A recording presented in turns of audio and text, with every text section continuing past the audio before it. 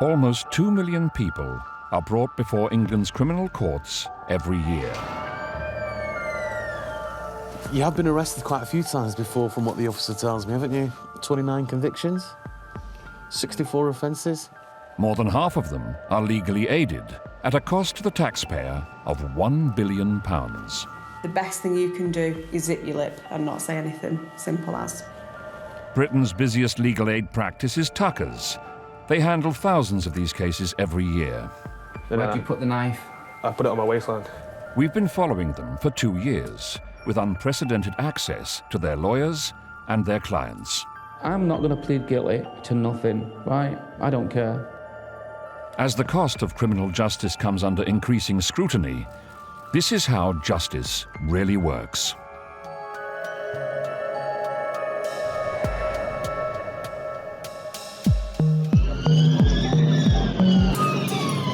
It's now a pursuit situation. The police race after a car they suspect has been stolen. Roger that, I'll authorise the pursuit. You can continue. Advance driver, you're the pursuit commander, keep it coming, please. They chase the BMW along the narrow roads to the north of Manchester. I should be back on the main road at Atmill now. Yeah, vehicle overtaking, it's 70 miles an hour. Still New A road towards Shaw. It's 60 miles an hour. It's going up the dirt track, stand by. The dirt track off New A road. Getting a bit of distance on me now.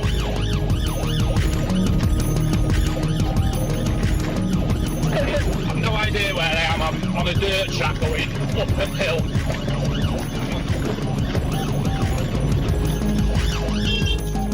Clive, go to where you were seen earlier, Wood End. I've come up. Oh, in fact, it's abandoned here now.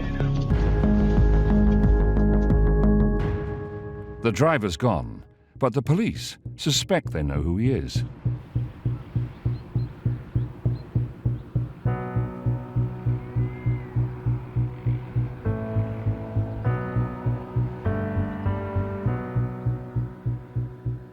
Sam Greenwood and his friend Dexter Webster live in the countryside outside Manchester, where it's hard to get around without wheels. Sam is 19. He's charged with stealing the BMW and driving whilst disqualified. He's due in court and has a meeting with his lawyer, Asim Ali, to go through the evidence, with Dexter in tow. There's a BMW which was stolen off a drive from the 19th of September. Now, when that vehicle was taken, no one's seen the vehicle being taken, so it just goes missing overnight. And the next time it's seen is towards the end of October, on the 29th of October. Now, there are 2 witnesses who indicate that they've seen you driving that car. What you basically said is they're making it up. Yeah. There is a crime scene investigator or a SOCO officer who's provided a statement. They basically say that your prints are linked to 2 items, and obviously that's where you will have difficulties. Yeah. Now, I don't think you've been able to, or you haven't so far given me an explanation as to how that could have happened. We're going to have to see how the evidence goes, but I don't necessarily want to call you to give evidence, because that's not a point we have discussed before. It's not the first time Asim's dealt with Sam. In the last 3 months, he's defended him 3 times in court and got him acquitted 3 times. You have had a run of luck. Now, we're going to have to see whether that luck holds or not, because today, if these witnesses turn up, then the court's going to think, why would a witness turn up to court to lie? Do they hate you that much? See what happens. Yeah. Hope for the best.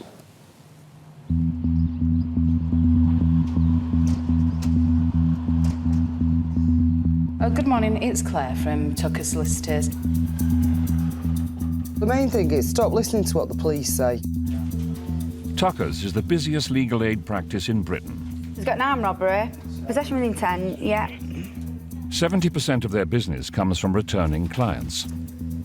Anybody who appears before you at the police station or at court for a bladed article, warn them, they're probably looking at going to prison. Franklin Sinclair runs the Manchester office. We are a vital check on the power of the state, and that does involve us taking on unpopular causes, representing all kinds of people, from hardened criminals to mentally ill people, people who can't understand the system, people who need expert legal advice and help. Otherwise, they wouldn't be able to have their say, they wouldn't be able to get a fair trial. A Tucker's client is on trial accused of being a con man, defrauding and blackmailing an elderly doctor out of his life savings with an elaborate web of lies. What's got to take your hat off? Hunter Gray and assistant Ros Weeks are representing him. Here we are, we're well into the trial. How do you think it's going? How do I think it's going? I think it went all right when you question the doctor. Yep. I think it proved the doctor gave me the money willingly, but there was inconsistencies with what he said. I never told him that I had cancer, never. I've known people who have died of cancer. If I said that to anybody, that's completely disrespecting people who are living with cancer on a daily basis and a yearly basis. I would never do that to anybody because that's disgusting. I've read people in the paper who've done that. I'd never say that I'd have cancer to anybody. I told him I had migraine headaches, and that's what really angers me. He still said that he only gave you the money because he believed that you were extremely ill. That's rubbish. But that's his evidence. He knew very well that what I wanted the money for. He knew very well that it was to have cosmetic surgery, even though it failed. The prosecution say this man is a fraud who's lied about everything, including his identity. So, who is he? The complainant is saying that you told him that you were born in Italy, that you were raised in Italy, that your family's Italian. And you're going to have two sisters who are called Goats. That is not true. They're simply saying that if you've told the court that you are in fact Gianfranco Giovanni Verardi, born in Caserta, Italy, then you're not. You're Paul Marsland from Rochdale. Caserta, not Sorry. Caserta. The judge has said it's relevant because it will help the jury to decide if you're telling the truth about your background. Are we disputing what they say? What do you suggest? Well, I need to know what your instructions are. It's not for me to suggest anything. Either what they say is right or it's not right. And if you're telling me it's not right, then I challenge their evidence. What do you suggest? Ros? Well, the answer just, well, I can answer that for you. I don't know whether it's true or not, only you can answer those questions. There's the further complication of what he's told the police. The defendant said that Paul Marsden was the name on his birth certificate. Did I? Yeah, that's what you said in your interview. He said that he changed his name by deed poll in 1996 to Scott Travis because he knew someone called Scott and saw the name Travis on the back of a florist's. You're sort of funny, aren't you? I'm just reading what you've said. What do you think of the jury? One of them keeps giving me the eyes. I don't mean that, but he just keeps looking at me. Well, they won't look at you. The jury, they want to see who it is they're trying, and inevitably they're going to look at the person in the dock. I'm not putting you on the spot now, but you've got to make a decision. I'm not going to plead guilty to anything. I've come so far, why should I plead guilty to it? I know there's evidence against me, but I'm going to tell you something now. I'm not going to plead guilty to nothing, right? I don't care. I put a lot of trust in Ros and Hunter. After watching him question people in the case, and he's made them rattle on the stand, and I just think that's the sign of a good lawyer. I just think you've got to be honest with him, which I am doing.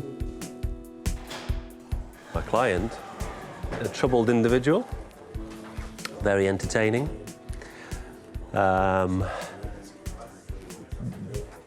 But he's got a lot of personal problems, I think. Unfortunately, having personal problems is no defence to criminal activity.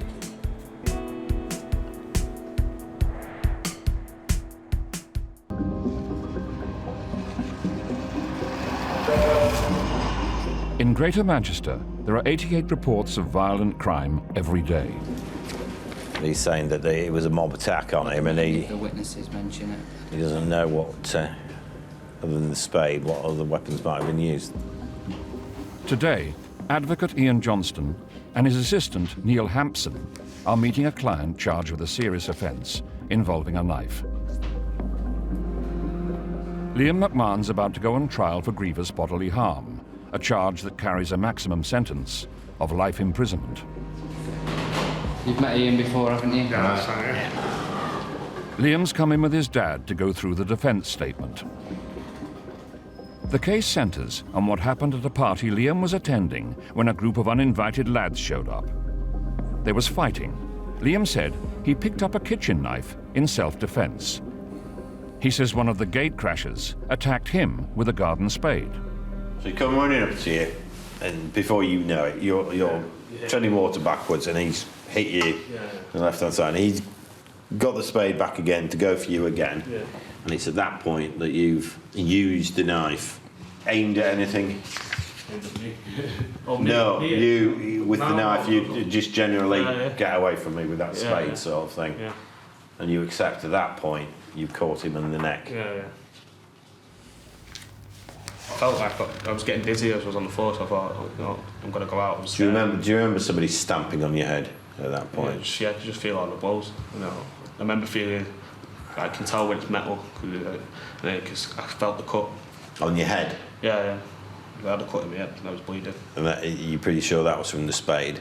It's from something metal, yeah. Something metal? Yeah. I think it's very important that when you do decide to give evidence, that you do put across how you were feeling at the time. Yeah. You've got this guy here at the door with a group of mates, and one of them's wielding a spade, and I think it's important for you to get across, to a jury exactly how you were feeling. Yeah. I know how I'd be feeling. Yeah. The defence lawyers want to know whether Liam's victim, the main prosecution witness, has a criminal record. They've asked the prosecution to tell them. So he may have previous 4 assaults, which we'll be looking for, and the other thing that we'll be looking for is whether he's got any previous convictions for dishonesty. Yeah. If he has, then we'll make a bad character application and say that he's not an honest witness. In a case like this, it's invariably going to come down to me calling him a liar. With the trial just days away, the legal team is still short of defence witnesses. The key issue, and I can't stress it enough, is that we need these witnesses. Yeah. If it's one-on-one, who knows which way the jury's going to go. If there's 2 of you against him, then your chances increase. At the end of the day, if they have any doubts about who's right and who's wrong, they've got to find you not guilty. And we've got to remember the stakes are pretty high. If you are convicted, obviously, you are looking at a fairly lengthy sentence for this sort of thing. After you. Never overly confident about trials. It's very hard to predict. I don't think you can say that any case is a typical case.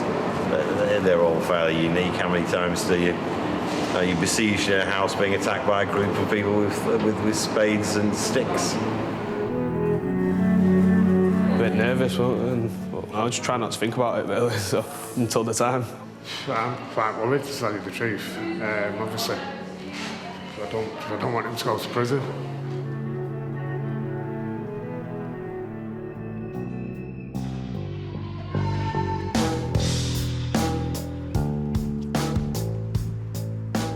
Sam Greenwood is charged with stealing a car and driving whilst disqualified. His case depends on whether 2 prosecution witnesses turn up to court. Asim's got bad news. One of them is on her way. She's going to come and she's obviously going to give the evidence. That's going to cause you problems.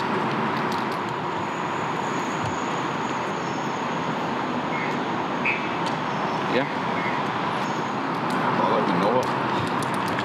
Obviously, I'll say to her, you don't even know who he is, how you identify him as the driver.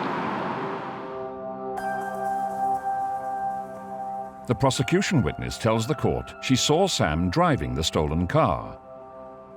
Sam tells the court it wasn't him. The magistrates retire to consider their verdict. She lies through her back teeth. What she does, I don't even know the girl. what's she going to achieve out of it? She don't get nothing out of it, does she? Except name being a grass. That's all she is. The magistrates don't agree. They believe her. There's a break while they consider the sentence. My friend got guilty when really I don't think he should have. It's quite scary. Hopefully he won't go inside. It can be a bit difficult sometimes, but ultimately, there we are. Bad result today. Win some, you lose some. It's keep getting banned that does me, because if I didn't get banned, I'd be driving and then I'd be doing what I want to do. Instead I have to nick cars to drive. It's stupid, but I don't really get the urge like I used to when I was a kid. But it's all done now, so that's it. This is the last time. If I get sent down, I get sent down. That's it. I've done it myself, it's my own problem. So it's no one else's fault. Sam Greenwood was subsequently sentenced to 16 weeks in prison. He was disqualified from driving for 2 years. The district judge described Sam's record as appalling and said he needed to be kept off the road to protect society.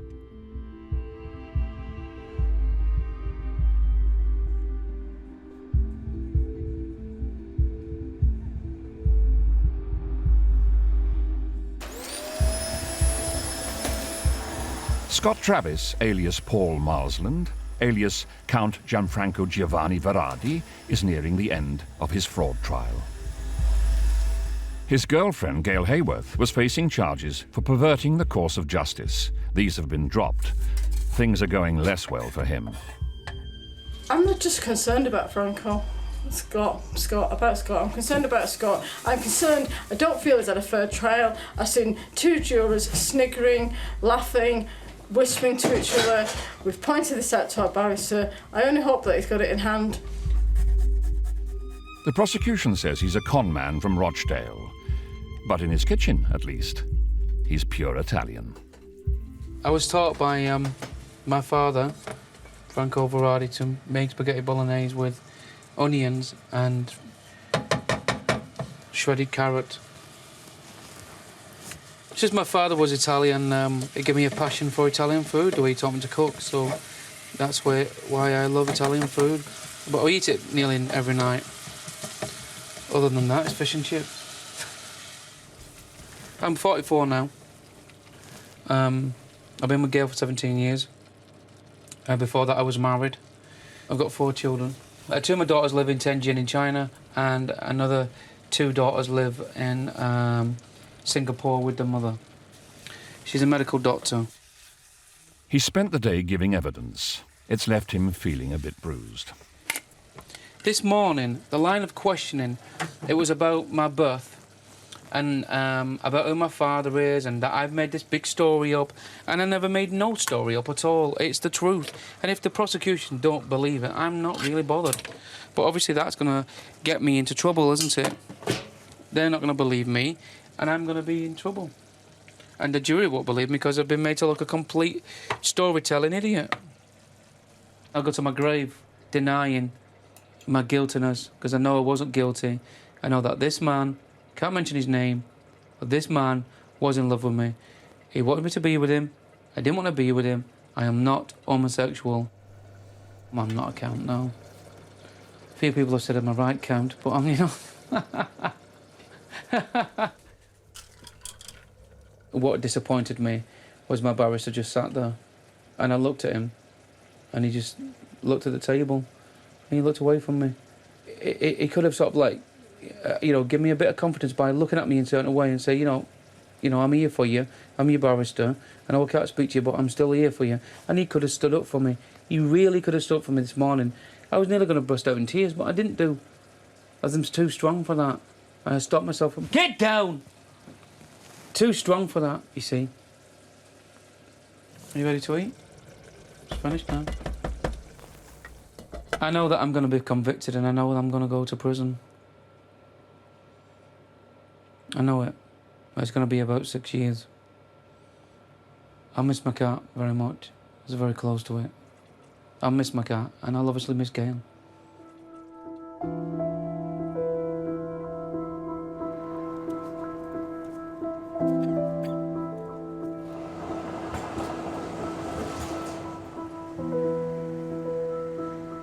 It takes just 15 minutes for the court to reject Scott's claims. He's found guilty on all counts. I believe, because he lied about his identity, that has like swayed the jury completely, as if to say, well, if he lies about that, he lies about something else. The evidence was overwhelming. Our job is to advise people as to the strength of the evidence and give them advice as to what pleas they should enter. He was given that advice. He chose to ignore it. Scott Travis, alias Paul Marsland, alias Count Gianfranco Giovanni Verardi, was sentenced to 8 years in jail.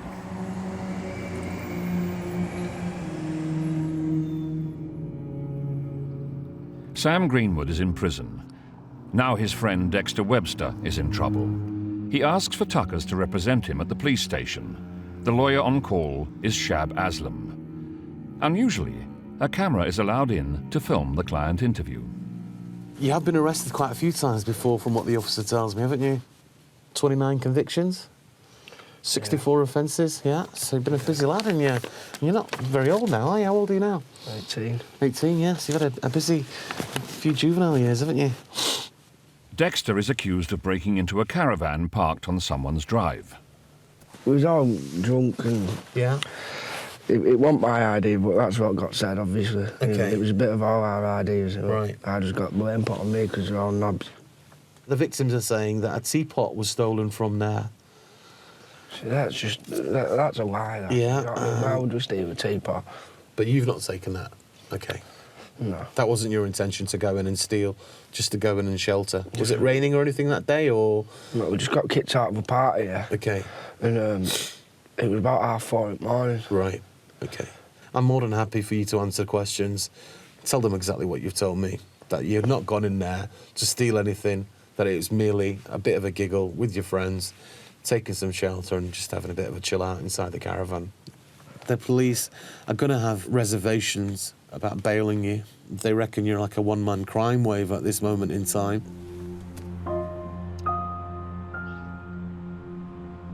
Dexter pleads guilty to the caravan offence. I really don't want to be there again. I really don't. I want to change my life now. So hopefully I won't be back here. Dexter avoids prison, but is ordered to do 20 hours unpaid work and pay £160 fine. His outstanding fines now total £890. He can only afford to pay £5 a week, and at that rate it's going to take him over 3 years to pay off his financial commitments. So effectively it leaves him down dire straits. Sometimes it does bother you to see the same faces over and over again. I hope I've seen the last of Dexter.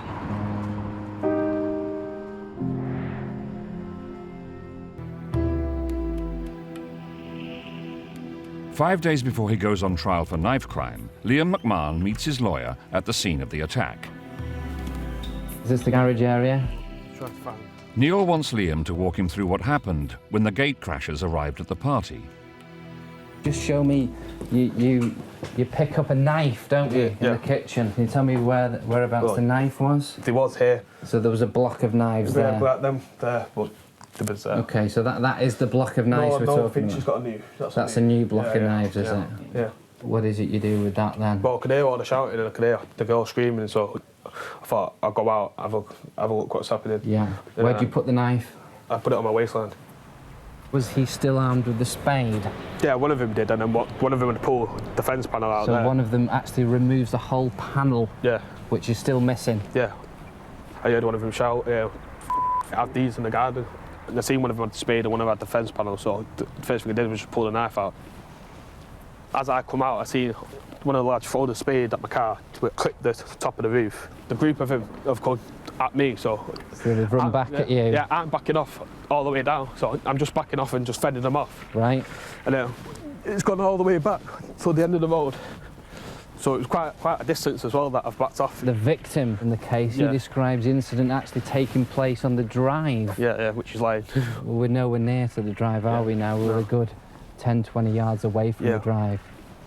Are they all running at you? Yeah. There was a couple behind him, but it was just him with the spade. He had the spade and he's running at you with the spade. So he ran past all them towards me. And because I'm stood there, this way, he swung it at me, it's hit me here. Right. And then that's when he swung at me again, and I just struck out. And that had caused an injury, didn't it? Yeah, to his neck. Who did you ring the ambulance for? Liam. For Liam. And what injuries did he have? We've now been able to get the witnesses here today, so I'll be able to obtain full statements from those witnesses. With the witnesses now on board, Neil's feeling confident about the case. He calls the prosecution. There is reference to a spade and a dog chain being recovered from the garden where this incident took place. I'm just wondering if there's any photos of those items at all. There is only one witness for the prosecution, that is the complainant himself. The police have made attempts to speak to the group that he was with, that's 7 males, and not one of them has come forward. Make of that what you may. But obviously that's one point that we'll be relying upon, the fact that none of his friends have been cooperative. All right, thanks for your help. Cheers, bye-bye.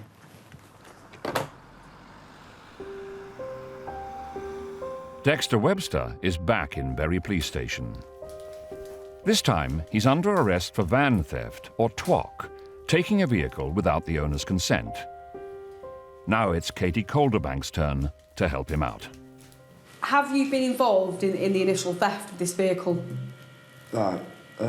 What you, it is. you need to be honest as well. You need to tell me the truth, because if you tell me any lies, I'm telling you the truth. I know he robbed that. I did not rob that. Right. You must have had some sort of contact with this van. I am something to do with it, And but I didn't know it was robbed.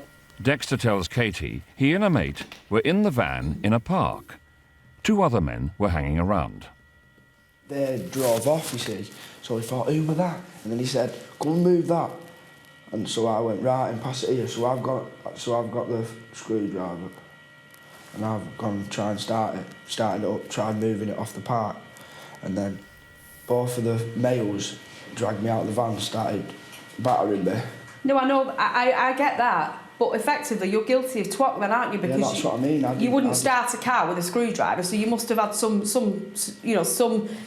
thought that it was a stolen vehicle. You must have had some belief, because that's all you need for the offence. But I didn't rob it though. No, I know you're not. There's no suggestion that you're initial taker, and to be fair to you, there isn't any evidence that you're the initial taker, right? But obviously, on them instructions, you are guilty of taking that vehicle without the owner's consent. I'm not going to say that about. I know you're not going to say that. That's why I wanted to get to your instructions and ask you whether you knew it was dishonest or not. Because obviously you've made certain comments to me about that offence now, the best thing you can do is zip your lip and not say anything, simple as. So it's to be a no-comment interview. But even someone as familiar with police interviews as Dexter needs practice. So once that caution's been explained to you, that is more or less your cue then to start replying no comments. Yeah. They might start off with something very easy. Who do you live with? Who do you live with? None. No, you don't. No comment. Oh, right, yeah. Right, I know that. No. 2 weeks later, the police tell Dexter Webster they will take no further action against him.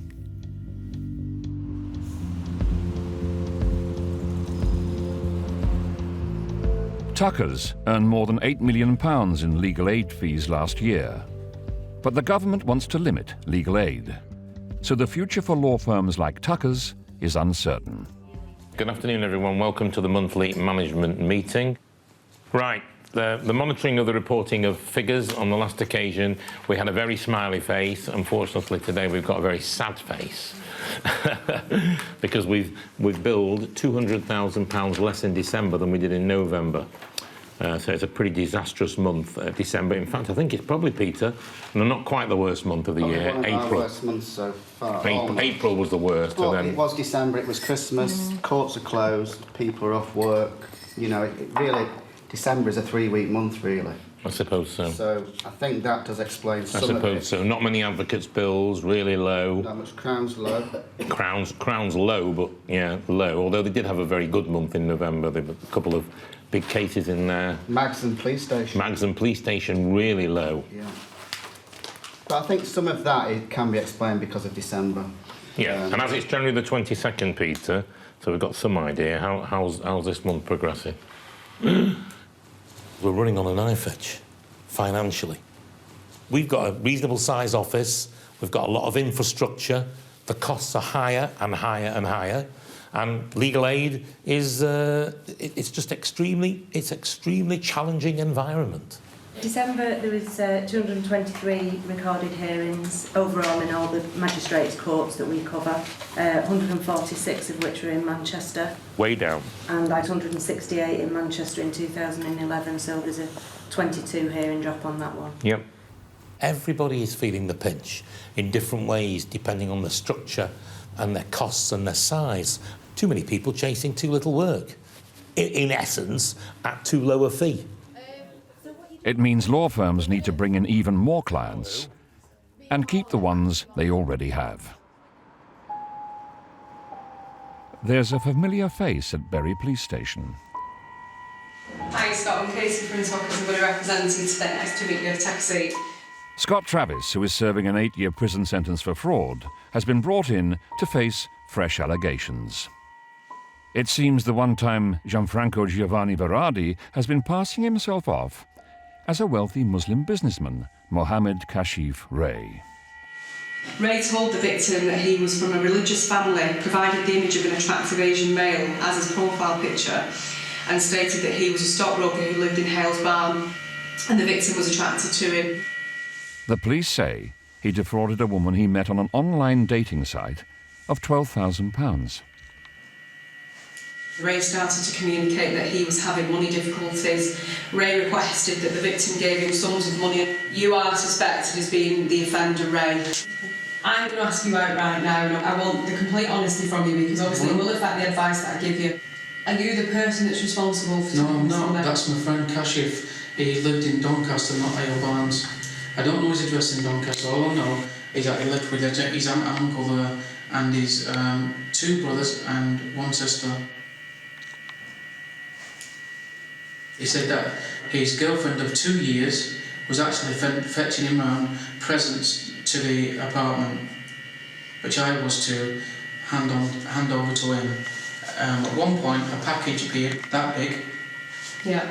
And it had any Asian clothes and a white envelope. In the white envelope was money of about £700, and I sealed it up and I just put it all back together. Scott blames a friend called Kashif. The police blame Scott. They say he persuaded the woman to open a bank account for him. She even got him a Visa card. Did you use that card at any point? Yeah. How many occasions did that happen? Twice. Can I say something? Yeah. I'm not having this £12,000 pinned on me. You know what? If I'd have had £12,000 last year, I wouldn't even be in strange now. I would have gone away to Spain or something. Do you know what I mean? I wouldn't have even gone to all the court appearances. I'm telling you, but I never had no money at all. Have you ever heard of a website called Single Muslim? Yeah. Right, how do you know about that website? I was a member of it myself, not last year, the year before, and I cancelled it out. The police say Scott's girlfriend, Gail Hayworth, was part of the fraud. They say she collected the money from the victim. Katie doesn't know what Gail has been telling the police. Did Gail know that you're on that website? Yeah. What were her views about that you're on a single Muslim's website? She turned around and said to me, "What are you on that for?" And I said, what kind of relationship do you have? Does she allow you to have other partners, or was she quite upset the fact that you're on them? What I'm trying to get at is, if you're to speak to the police, I'm not happy with this account because I think there's certain doubts that you're going to put in the cop's mind, and they've obviously got something up the sleeve. I'm being quite honest with you. Yeah, that's good. They're going to spring it on you, and bam, it's going to hit you, and you're not going to know what to say in the interview because it's recorded. You're going to want an answer there and then give the answers, and you're going to be on the spot. Scott is unwilling to accept that his girlfriend of 17 years might be helping the police. She said, "The police are playing games with us." This is what she said. "The police are playing games with us, keeping us apart. I love you very much." And I just put the phone down, right? So to my mind, I don't think Gail would go against me. Do you know what I mean? Right, I think that, yeah, I just feel no comment, best for you today. You're in a lot of situations with this card on your own, and it's not good. We don't say anything. Right. See what they've got. I will look at you. Once the caution's explained, I look at you, I give you a wink. That's your cue to start saying no comment. Right. If you do speak, I might give you a slight tap on your foot to shut up. Right. Apart from that, we'll be fine, I think.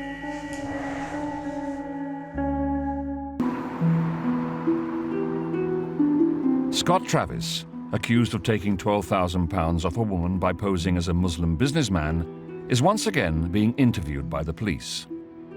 They produce a mobile phone, which they say Scott used to contact the victim. Scott responds by doing the very thing his lawyer told him not to do. He talks. He says he shared that phone with a friend called Cash. He then asks for a break to speak to his lawyer.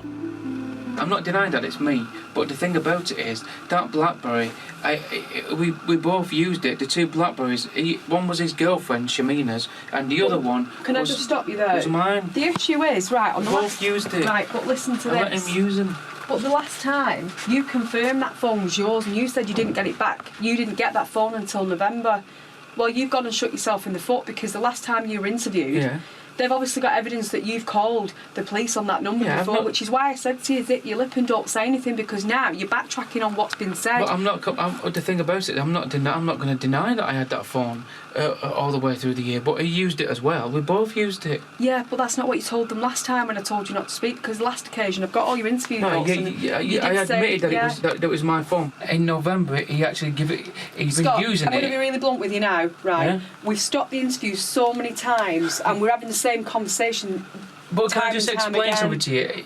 In October, he gave me in October, he came back with this BlackBerry mobile, right? And he said to me, "You can use it if you want to use it. I'm getting a different number." Do you know what I mean? I don't even know the girl. Now, what do you think about the situation with Gail? She's gone against me, hasn't she? Well, I told you that very likely that she would have done. I warned you that before the interview, that although you might think somebody wouldn't do it, you know, they'll do anything to get themselves out of trouble. Yeah, but I've been with her for 18 years. I don't know what to say to you, Scott. I can't obviously account for why she said what she said on the I'm not interview, denying that I had access to that phone. I'm not denying that I had it before November. I did have it earlier on in the year, of course I do. Scott, honestly, you want my honest opinion about it. Yeah, I told you go what on. I think. The evidence is strong against you. And I'm being honest, I can lie to you if you want and dress it up and say, oh, it's really straightforward, you'll get a not guilty, but I'm telling you now, you need to prepare yourself for the worst, because the evidence they've got is that you've used it intermittently, this phone, and unfortunately it's got some pictures of just watch your head on that button. I don't want you to press it in. We don't want the cops running in thinking you're attacking them. You are going to gain nothing by speaking to them because of what you've said. You've used the card, you've been involved in it, you've been doing things for Cash. Then they find a picture of you that bears the name Cash on the phone, and there are pictures that the victim has seen on the account of the Facebook account, for instance, that are on the actual phone as well. I can't see how anyone could explain that if you wasn't Cash. I'm not. Right, well... You obviously think I am, don't you? No, it's not about what I think. Tell me what you think. I'm not going to tell you what I think, because it's not about what I think. Yeah, tell me. I'm here to give you... No, because that's a problem I had before. No, Scott, tell me. I'm not going to tell you anything about my personal views of this case, because what I think is irrelevant. I'm here to purely give you advice on the evidence, and the evidence is strong. Scott Travis subsequently sacked Tucker's and used another law firm. He was charged with fraud and pleaded guilty. His girlfriend Gail was also charged, but she chose to go on trial. It's the first day of Liam McMahon's trial for grievous bodily harm. Liam and his dad are feeling the strain. I'm a bit worried in case he gets found guilty, but I'm happy to go for the trial, because the least he can get his story across. Because at the end of the day, it was the other guy that was having a go at him. Hopefully he don't turn up with it. So. To add to the stress, there's a shortage of courtrooms. The trial is shifted down the road to Manchester's other Crown Court at Minshall Street. And legal arguments delay the start of the trial to the following morning. Day 2 of Liam McMahon's trial.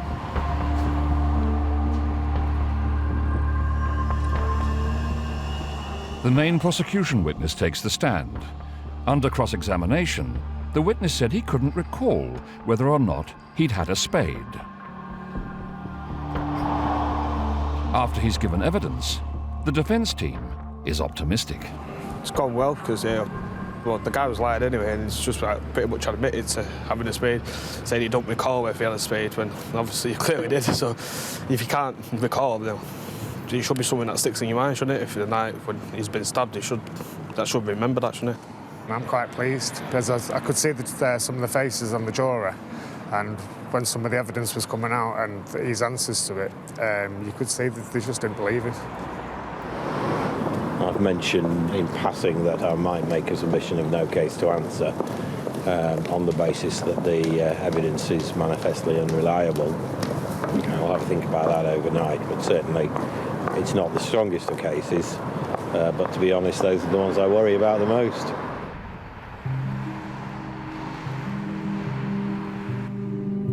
Chris McMahon has taken time off work to help with his son's case. All right, son. Neil's been on the phone to me. He's been trying to get hold of you as well. I love my son, don't I? And obviously, I need to be there at that time when he needs support. So I just feel it's just something that any father would do. I wasn't really happy about Liam picking up a knife and going out, but thankfully, at the end of the day, if he didn't have it, then he could have been in a lot worse trouble. He got into a little bit of trouble about 3 or 4 years ago, and that might have had something to do with me and his mum splitting up, really, looking back on it. But mainly, as a whole, he's not a troublesome lad at all. Day 3 of Liam's trial. Ian asks the judge to consider dropping the case because the main prosecution witness was so weak. The judge agrees. He describes the prosecution witness as vague, totally contradictory, and unreliable. The judge orders a not guilty verdict to be entered. The judge just threw it out with lack of evidence, to basically tell that he was lying, so yeah, I'm happy with that anyway. Yeah. Job's a good one. I appreciate it. Probably should have stayed in the house, but it's what happens at the time and how you think and when you panic. Josh has been served for once. Yeah, hopefully we won't see it again. Cheers. Take care. Oh, it was like that. Yes. I really started crying. I got really emotional, so made up that he was coming home basically anyway. Well, it's great, isn't it? I mean, this is what we do the job for, this is what it's all about, and to be honest with you, we were quite confident that that would be the case. There were a lot of flaws in the case, as was heard in court today, with the police losing vital evidence. They'd lost the spade, which was pivotal to the whole case. We didn't know until we turned up at court on Monday who was actually prosecuting the case. Had we had the opportunity to speak to the lawyer who was dealing with it, then the potential was there for not wasting everybody's time with this fiasco, because that's what it was.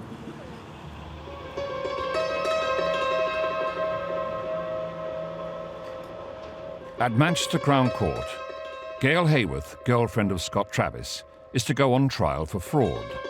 She's using another law firm. But the trial doesn't happen. Gail changes her plea to guilty. She accepts that she collected money from Scott Travis's victim. Although I am innocent, I feel that the jury may not believe me, and I was advised it would be better to plead guilty. I want to keep Scott Travis out of my life. This is a man who was living in a world of his own, not a reality-based world. Gail still lives in the flat she shared with Scott Travis. 8 months on, there's not a gondola in sight. I've taken down the pictures that he wanted, that were his. They were there, a picture of Italy there. I did a few car boot sales last year, yeah. She denies that she profited from their fraud. What he's done with the money, I don't know. I know he spent some money on clothes. I've never been on holiday with him in all the 20 years. And I've never picked up wads of cash. I've picked up 2 envelopes and I have no idea how much money was in those envelopes because I never opened them. When you're in prison, it's a very lonely place and you've got to have some hope. So he writes, you know, that he loves me and all that. But those words, it's not, you know him by your deeds. It's not what you say, it's what you do. So he's going to be in prison for a long time, isn't he?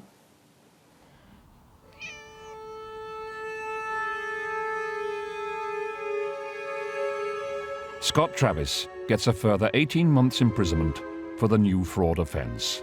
The judge labels him a born liar. Gail Hayworth is sent to prison for 8 months.